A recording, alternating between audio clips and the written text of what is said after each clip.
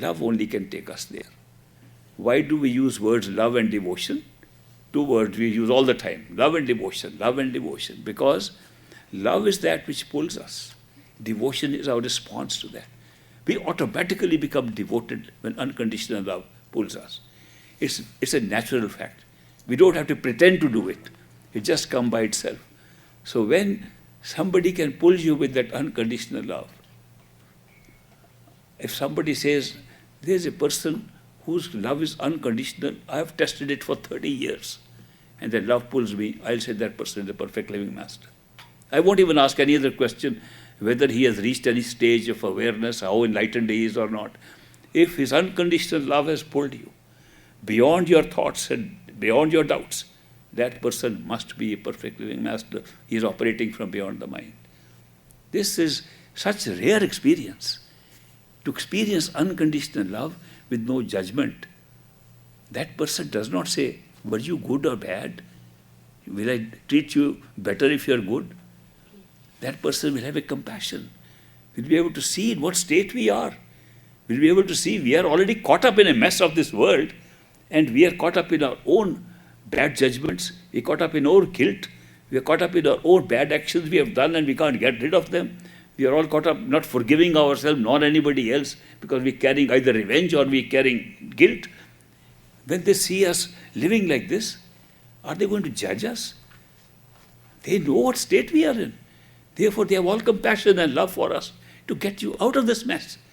Let's go over above this. This is all something happening here.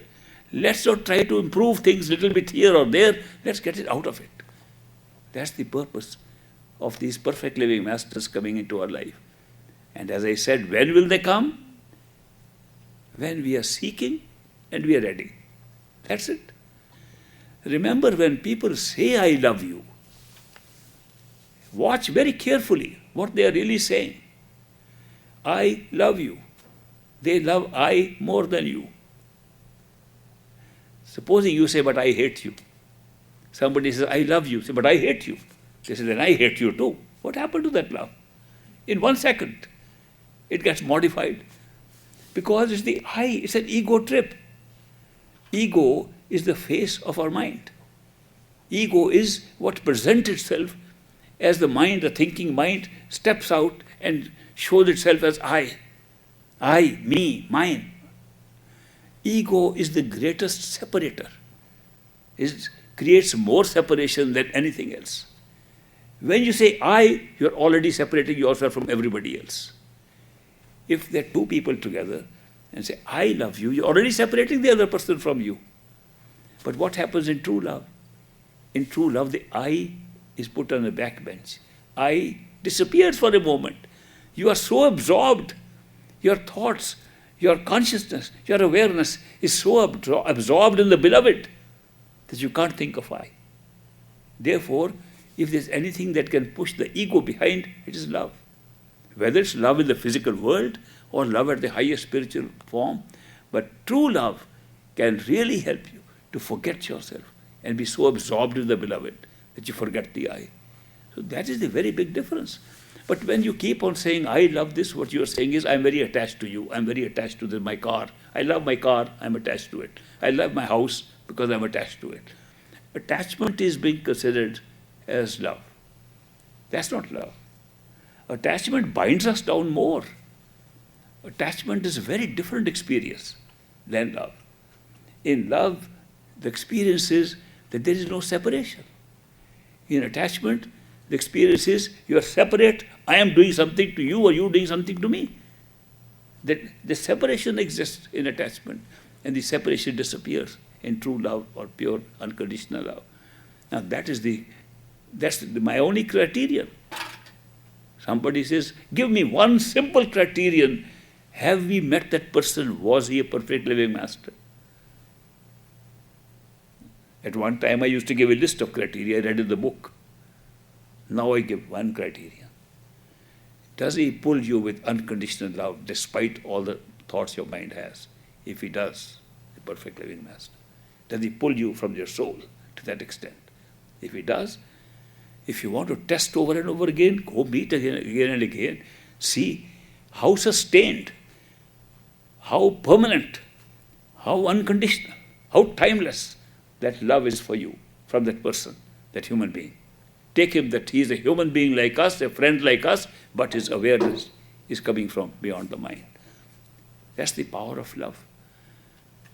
Of course, if you ask me, ordinary, simple criteria, which they say a perfectly loving master will look like ordinary, like us. Because if he is not ordinary, he can't be a friend. We can't experience love. We can experience worship, we can experience admiration, we can experience being charmed, but we can't experience love. Has to be ordinary. Secondly, he will be a giver, not a taker. He'll not use the spiritual path or his teaching to be part of his income. He'll not make a living out of it. He'll make a living like anybody else from other occupations and share with us his awareness, share with us his mandate to take back marked souls back home. And he will not perform public miracles. He'll perform private miracles in our own self. And he will not claim to be a master. He'll be so humble, he'll not say, I'm not a master. I can give a list of these things. But these things can, even when you study them, a person, intelligent person can say, okay, I can do these things. And he can pretend that he says, I don't say I'm master, and I don't perform miracles, I don't do anything, but I'm after your purse, I'm after your wallet somehow. And if he's doing that, sooner or later, you'll find out he is not a perfect living master. Because the very big criterion, is he pulling you with that unconditional love? That will be missing. Many of these things can be faked. And they are faked. Anybody can make it a good business. This business of being a guru has turned out to be a very profitable business. And people are roaming around the world and making a lot of money by saying we are spiritual gurus and teaching. But perfect living masters, with that awareness, come to give something, not to take. They are not beggars asking for us to give something to them. If they have no power even to sustain themselves, they don't work like ourselves, they are not strong human beings like us, how can they be gurus like us? At least their strength is visible in the fact that they are givers. They come to share something with us. They come to take us back home. They become friends. In fact, they are friends first and gurus afterwards. You can't call a perfect living master a master if you have no friendship. A friendship is prior to a person being recognized as a perfect living master. And how can they be friends if they are totally different from us, or they are not following any of these creating the feeling that we need? People ask me these questions because they are having a problem finding gurus. There are too many gurus. My own master used to say in his own time, probably in India, now there are more gurus than disciples. There is a shortage of disciples, not shortage of gurus. So you can make any number of gurus. Here is something I'm going to suggest. We can never know who is a perfect living master. We can guess. And there may be 20 people who qualify by our definition. And we still are not sure who is a perfect living master. We are confused. Is this a fake one? Is this real? Fake or real?